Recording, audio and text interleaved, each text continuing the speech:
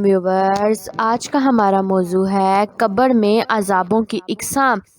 کافر، منافق اور گنہگار آدمی کو قبر میں درجہ ذیل 10 قسم کے عذاب یا ان میں سے بعض عذاب دیے جائیں گے۔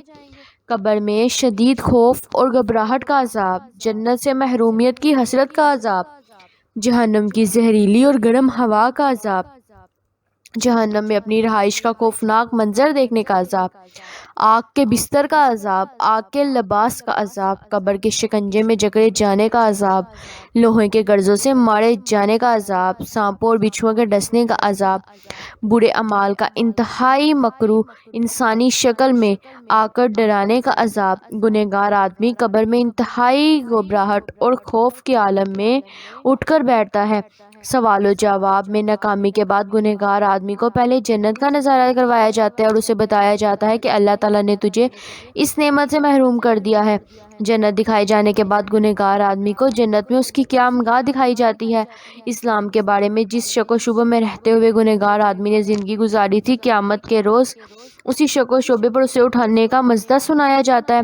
حضرت عائشہ رضی اللہ تعالیٰ عنہ سے روایت ہے کہ رسول اللہ صلی اللہ علیہ وآلہ وسلم نے فرمایا، گنہگار آدمی جب اپنی قبر میں اٹھا کر بٹھایا جاتا ہے تو بہت گھبرایا اور خوف زدہ ہوتا ہے۔ اس سے پوچھا جاتا ہے، تم دنیا میں اللہ اور رسول کے بارے میں کیا کہتے تھے؟ وہ کہتا ہے، میں نے لوگوں کو جو کچھ کہتے سنا وہی کچھ میں بھی کہتا رہا۔ چنانچہ جنت کی طرف اس کے لیے ایک سوراخ کیا جاتا ہے، وہ جنت کی رونقیں اور اس کی دوسری نعمتیں دیکھتا ہے تو اسے بتایا جاتا ہے کہ دیکھ، یہ وہ جنت ہے جسے اللہ نے تجھ سے محروم کر دیا ہے۔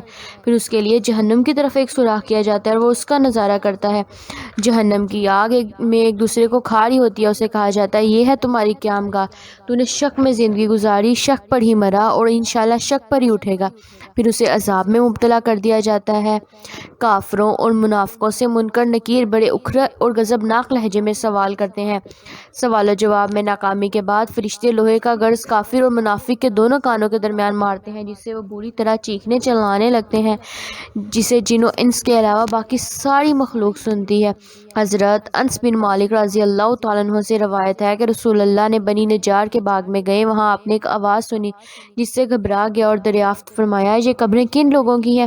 صحابہ کرام نے فرمایا، یہ ان لوگوں کی قبریں ہیں جو زمانے جاہلیت میں فوت ہوئے۔ آپ صلی اللہ علیہ وآلہ وسلم نے ارشاد فرمایا، آگ کے عذاب سے اور فتنہ دجال سے اللہ کی پناہ مانگو۔ صحابہ کرام نے عرض کیا، یا رسول اللہ، وہ کس لیے؟ آپ نے ارشاد فرمایا، دفن ہونے والی میت اگر کافر منافق ہو تو اس کے پاس ایک فرشتہ آتا ہے اور اسے خوب ڈانٹ کر پوچھتا ہے، تو کس کی عبادت کرتا تھا؟ کافر یا منافق کہتا ہے، میں نہیں جانتا۔ فرشتہ اسے جواب میں کہتا ہے، تو نے تو نہ خود عقل سے کام لیا نہ قرآن پڑھا۔ پھر فرشتہ پوچھتا ہے، اس آدمی کے بارے میں تو کیا کہتا تھا؟ کافر یا منافق وہی کہتا ہے، میں وہی کہتا تھا جو دوسرے لوگ کہتے تھے۔ یہ جواب سن کر فرشتے اس کے دونوں کانوں کے درمیان یعنی دماغ پر لوہے کے گرزوں سے مارنا شروع کر دیتے ہیں اور وہ بری طرح چیخنے چلانے لگتا ہے۔ اس کی آواز جن و انس کے علاوہ ہر جاندار مخلوق سنتی ہے۔ کافر کے لیے قبر میں آگ کا بستر بچھایا جاتا ہے اور آگ کا لباس پہنایا جاتا ہے۔ کافر کی قبر میں جہنم کی طرف سوراخ کر کے اسے مسلسل جہنم کی آگ اور زہریلی ہواؤں کا عذاب دیا جاتا ہے۔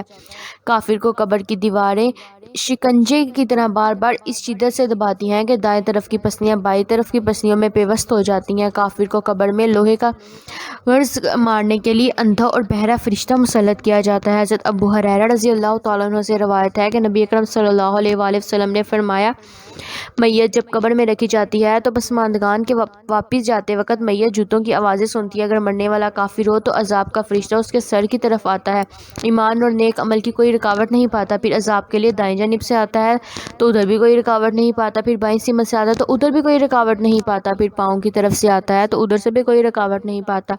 فرشتہ اسے کہتا ہے، اٹھ جا۔ کافر خوفزدہ اور سہما ہوا اٹھ کے بیٹھ جاتا ہے۔ فرشتہ اس سے پوچھتا ہے، جو شخص تمہارے درمیان بھیجا گیا تھا اس کے بارے میں تم کیا کہتے تھے اور اس کے بارے میں تمہاری کیا گواہی تھی؟ کافر جواب دیتا ہے، کون سا آدمی؟ اور اسے آپ صلی اللہ علیہ وآلہ وسلم کے بارے میں کچھ علم نہیں ہوتا۔ فرشتہ کہتا ہے، حضرت محمد صلی اللہ علیہ وآلہ وسلم۔ کافر کہتا ہے، میں نہیں جانتا، میں نے لوگوں کو ان کے بارے میں کچھ کہتے سنا تھا، بس وہی میں بھی کہتا تھا۔ فرشتہ کہتا ہے، شک میں تو نے زندگی بسر کی، اسی شک کی حالت میں مر اور اسی شک کے عبرتناک انجام پر انشاءاللہ تو اٹھے گا۔ پھر جہنم کے دروازوں میں سے ایک دروازہ اس کے لیے کھول دیا جاتا ہے اور اسے بتایا جاتا ہے کہ یہ آگ میں تیری جائے قیام اور دوسرے عذاب جو اللہ تعالیٰ نے تیرے لیے تیار کر رکھے ہیں۔ اس نظارے کے بعد اس کی حسرت اور ندامت میں اضافہ ہو جاتا ہے۔ پھر اس کے سامنے جنت کے دروازوں میں سے ایک دروازہ کھولا جاتا ہے اور اسے بتایا جاتا ہے اگر تو نے اللہ اور اس کے رسول کی اطاعت کی ہوتی تو تیری جگہ یہاں ہوتی۔ جنت کا یہ نظارہ اس کی ندامت اور ہلاکت میں اضافہ کرتا ہے۔ پھر اس کی قبر تنگ کر دی جاتی ہے حتیٰ کہ اس کی پسلیاں دوسری پسلیوں میں دھنس جاتی ہے۔ قبر میں کافر کے لیے آگ کا بستر بچھایا جاتا ہے اور آگ کا لباس پہنایا جاتا ہے۔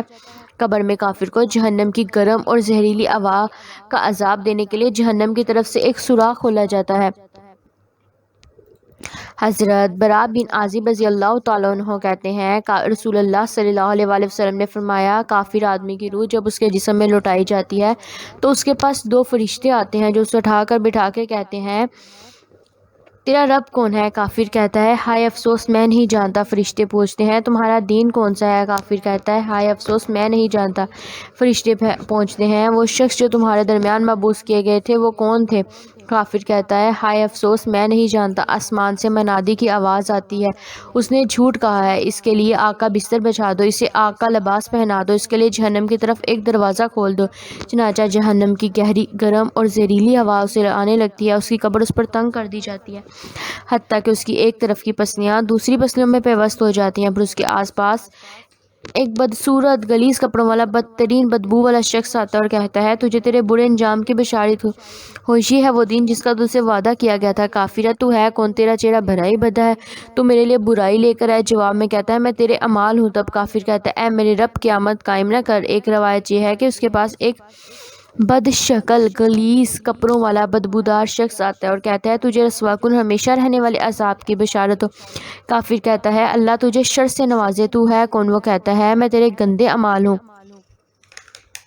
قبر میں کافر کو ڈسنے کے لیے ایسے سانپ اور بچھو مسلط کیے جاتے ہیں کہ اگر ان میں سے ایک بھی زمین پر پھونک مار دے تو زمین پر کبھی کوئی چیز پیدا نہ ہو۔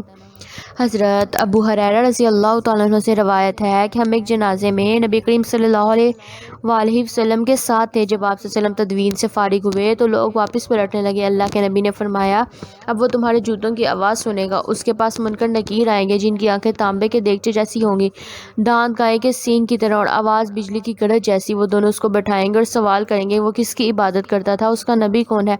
اگر وہ اللہ کی عبادت کرنے والوں میں سے ہوگا تو میں اللہ کی عبادت کہے گا میں اللہ کی عبادت کرتا تھا۔ میرے نبی حضرت محمد صلی اللہ علیہ وآلہ وسلم ہے جو ہمارے پاس نبوت کے واضح دلائل لے کر آئے، ہم نے انہی کی پیروی کی۔ اللہ تعالیٰ کے ارشاد مبارک ہے یعنی اللہ تعالیٰ ایمان والوں کو ایک قول ثابت کے ذریعے دنیا اور آخرت کی زندگی میں ثابت قدم رکھا ہے۔ پھر اسے کہا جاتا ہے یقین پر تو زندہ رہا، یقین پر تیری موت ہوئی اور یقین پر ہی تو اٹھے گا۔ اس کے لیے جنت کی طرف سے ایک دروازہ کھول دیا جاتا ہے، اس کی قبر فراخ کر دی جاتی ہے۔ اگر مرنے والا شک کرنے والوں میں سے ہو تو منکر نکیر کے سوالوں کے جواب میں کہتا ہے میں نہیں جانتا، میں نے لوگوں کو کچھ کہتے سنا، میں نے بھی وہی بات کی۔ اسے کہا جاتا ہے شک پر تو زندہ رہا، شک پر تیری موت ہوئی اور شک پر ہی تو دوبارہ زندہ ہوگی۔ اس کے لیے جہنم کا دروازہ کھول دیا جاتا ہے، اس پر اس قدر زہریلے بچھو رستے مسلط کر دیے جاتے ہیں کہ اگر ان میں سے کوئی ایک بچھو زمین پر پھونک مار دے تو کوئی چیز پیدا نہ ہو۔ وہ بچھو رستے اسے ڈستے رہتے ہیں اور زمین کو حکم دیا جاتا ہے کہ اس کافر پر تنگ ہو جائے۔